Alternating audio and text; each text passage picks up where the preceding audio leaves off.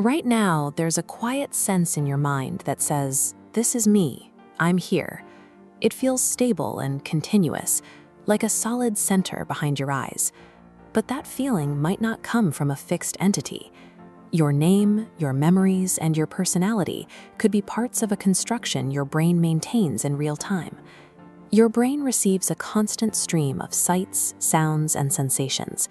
It filters and organizes this data, moving beyond raw processing to tell a story about what is happening.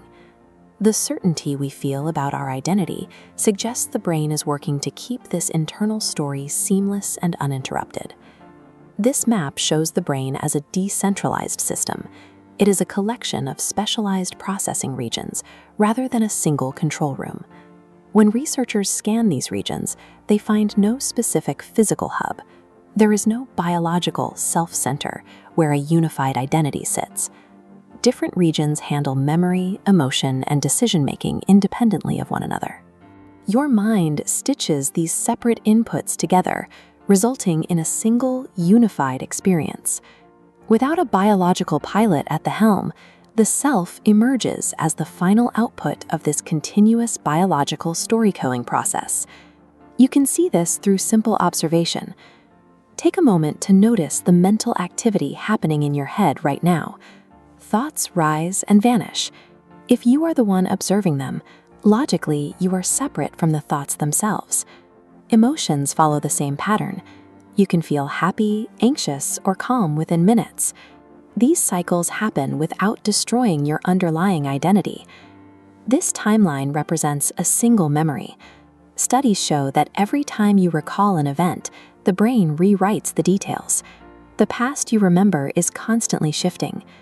If thoughts, emotions, and memories are constantly changing variables, they cannot be the core of who you are. This leaves an opening in how we typically define ourselves. Underneath the mental noise is a baseline state of raw, immediate awareness. It exists without any attached labels or stories. To navigate the world, the brain uses the narrative self. It acts as a protective model, snapping chaotic sensory data into a structured geometric pattern. This works like a movie projector. Thousands of separate frames render so quickly they feel like a continuous reality. The main character of this frame-by-frame projection is what we call you.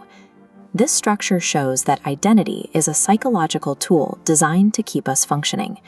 Consider who you were 5 years ago. This graphic highlights the shift in priorities and beliefs that occurs over time. That earlier version of you was a different draft of the story you are telling today.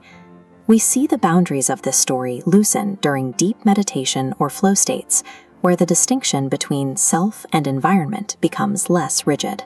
These states don't cause you to disappear.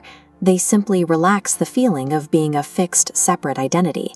We are highly adaptable, evolving processes rather than static, unchanging objects. There is a practical relief in realizing the story is flexible. You are not defined by past mistakes or the labels you carry. Thoughts and emotions are temporary events within the narrative, not definitions of your character. The perspective changes. You move from being trapped inside the story to being the observer watching it unfold. The self exists as a living, moving construction, a continuous process that you influence directly, giving you more control than you might realize. The next time you think, "This is just who I am," pause. Recognize it as the latest draft of a story.